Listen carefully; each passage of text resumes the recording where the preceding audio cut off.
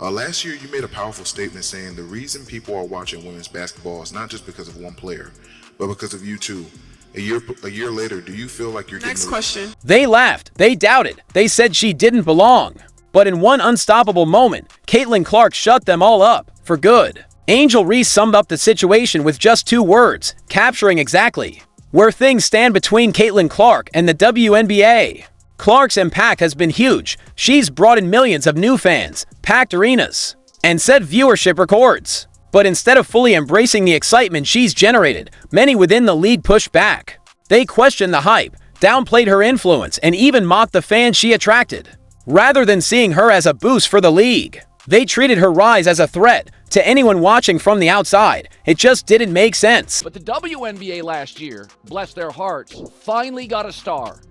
And they didn't know that. They couldn't figure it out. Well, we don't want to put too much Caitlin Clark on. Nope, every game. More Caitlin Clark all the time, always. Caitlin Clark is easily the most influential athlete in a team sport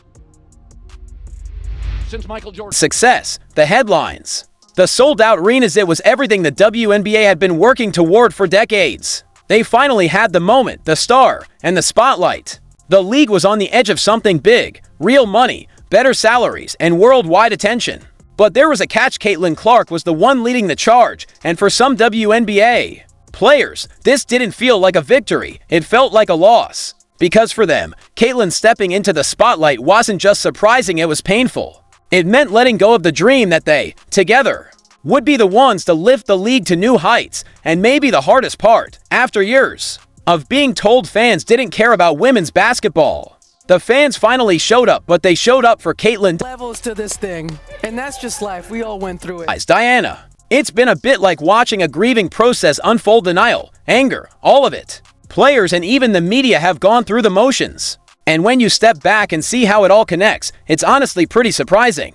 It's been messy, emotional, and not a great look for the WNBA. But now, things are starting to shift. What seemed like a small, ordinary moment ended up flipping the script suddenly. The league realizes what's coming, and they're rushing to be on the right side of it. So, let's break down what happened. But first, let's rewind for a second. Yeah, the reason why we watching women's basketball is not just because of one person. It's because of me too, and I want y'all to realize that. This time last season, Caitlin Clark wasn't just making waves, she had completely taken over the spotlight. She didn't just show up, she exploded onto the scene. Viewership numbers tripled. NBA arenas were packed, and her jersey flew off the shelves. Every Indiana Fever game turned into a major event, with fans waiting in line for hours and scalpers selling regular season tickets at playoff price. Yeah, we say her stats are today, what? 20 points, 8.4 assists, 6 rebounds. That's crazy. But 5 points. Jealousy didn't start when Caitlin Clark stepped onto a WNBA court.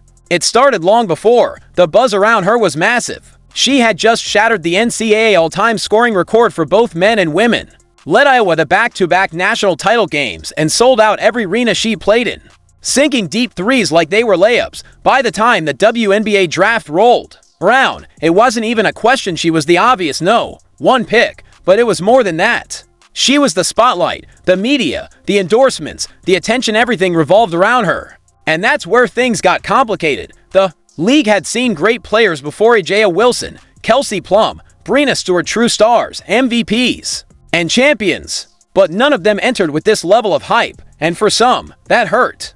That's when the first signs of denial showed up. It wasn't just doubt, it was pushback.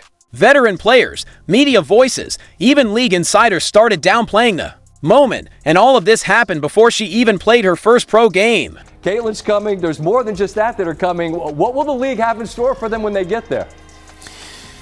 Look, SVP, reality is coming. This wasn't just a highlight. It was a statement, a message to every critic, every troll, and every hater who said she was overrated. I'm not here to prove you wrong. I'm here to show you I've already won. Caitlin Clark had come in and fallen flat, or even just been average. The old guard would have had their moment. The message would have been clear. Asterisk college is one thing, but the WNBA is a whole different level. You don't just show up and take over a league built by seasoned pros. Asterisk, the hype would have faded. The spotlight would have moved on, and those skeptical voices would have felt validated. But that's not how it went. Her debut drew 2.1 million viewers, the most for a WNBA game in over 20 years. Every game she played pushed ratings higher. National broadcasts sold out, and her jersey became a top seller. She didn't just rise to the occasion, she took full control of it. And that's when we saw the next reaction. Stage 2 anger. Season.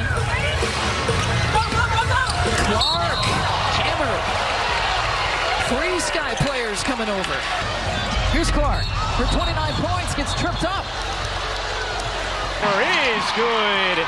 Kennedy Carter now with 12 points off the bench. It became clear that Caitlin Clark's popularity wasn't fading no matter the eye rolls or media pushback. The next move was quiet damage control, not behind the scenes, but right on the court. Whether intentional or not, the league started pushing back physically. Players began testing her with hard screens, off-ball hits, and unnecessary contact, and the refs, they mostly stayed silent. No calls, no whistles. It started to feel like a pattern. Let her take the hits, let her get frustrated, maybe even start doubting if she belonged. If the hype wouldn't fade on its own, they'd try to wear it down. And game after game, you could see it. She looked tired, bruised, mentally drained. But Caitlin didn't break. She didn't complain, didn't back down. She came back from the Olympic break stronger literally and played the best basketball of her career. She led the Fever to wins, shattered the rookie assist record, earned first-team All-Star honors, and started playing at an MVP level. Once she proved the hype was real, we hit the next stage, bargaining. That's when people start trying to make peace with the new reality. They explain it away, negotiate with themselves and others, trying to hold on to what they've lost: status, pride, control, because the truth is, a lot of players lost something big: the spotlight. Caitlin came in, took the league by storm, and suddenly the focus wasn't on the veterans anymore, it was on her. So what did they do next? They rewrote the narrative. It's just the structure of the way media plays out race. So last night we read where Caitlin Clark was named Athlete of the Year. Why couldn't they have put the whole WNBA on that cover? The one thing that I cannot deny is the amount of little girls that were showing up to follow her. Little girls with their parents and the fervor and the energy there. Why her? Same thing. Why her? Well, but she was a white girl from the middle of America. They knew calling out Caitlin Clark directly would only backfire, so they took a different route. They went after everything around her. Instead of criticizing her, they targeted her fans and blamed the media. The message was clear: Caitlin wasn't the issue, everyone else was. She was getting special treatment. Her supporters weren't real WNBA fans, and if you liked her, it must be because of her skin color. All of her accomplishments, leading the league in assists as a rookie, drawing record-breaking crowds, bringing more attention to women's basketball than ever before, were brushed aside. None of that seemed to matter, because the conversation stopped being about her talent and started being about... Caitlin is fantastic, and I think she's going to have an incredible career in the WNBA. There are women that were worthy of coverage prior to her arriving, and I just will not be silenced when it comes to this. Is a classic move: repeat a lie loud enough and often enough, and people start to believe it. Now, some in the basketball world actually think Caitlin Clark isn't talented, just lucky. But if they thought this would slow down the Caitlin Clark effect, they were dead wrong. One by one, top veterans began joining the Indiana Fever. These weren't just players looking for a spot, they were champions with options: Dana Bonner, Natasha Howard, Sydney Colson, all choosing Indiana. And it wasn't just the team or the coach that drew them in. It was Caitlin Clark. Not long ago, voices like Cheryl Swoops said Indiana was a place players didn't want to go.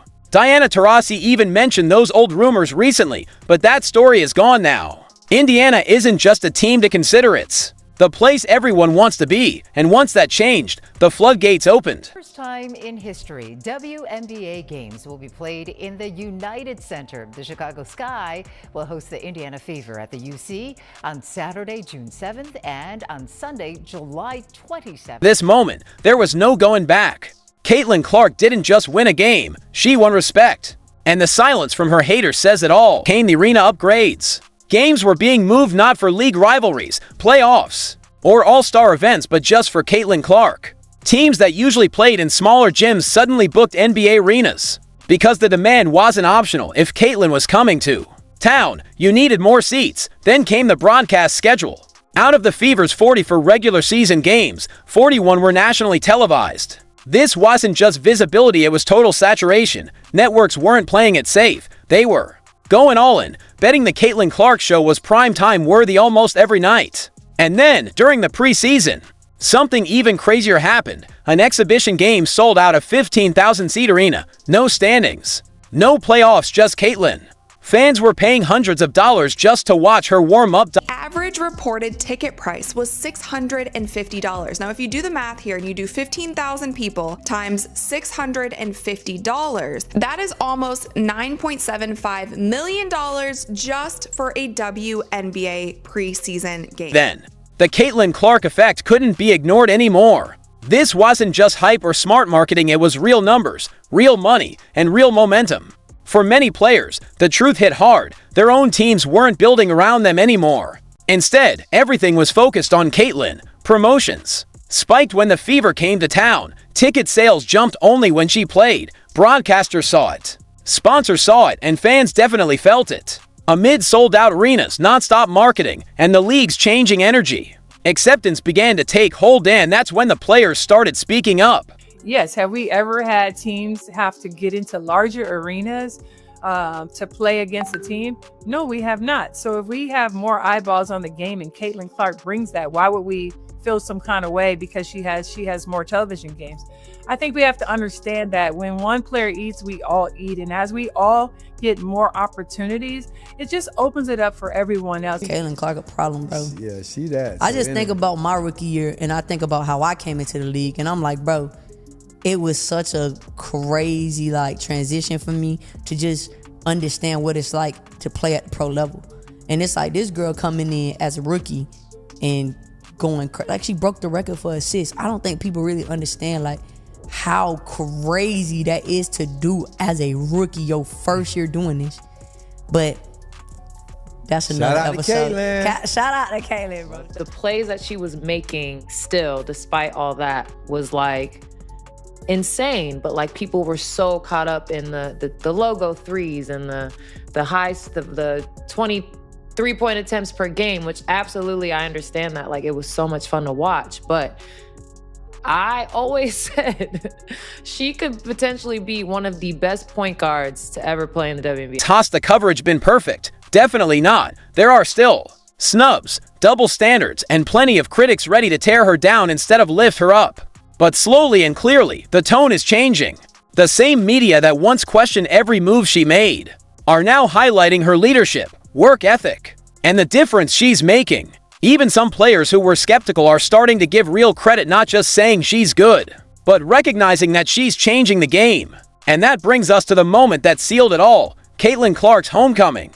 Fans filed outside in droves getting ready at Carver Hawkeye Arena, and watch parties all around Iowa City.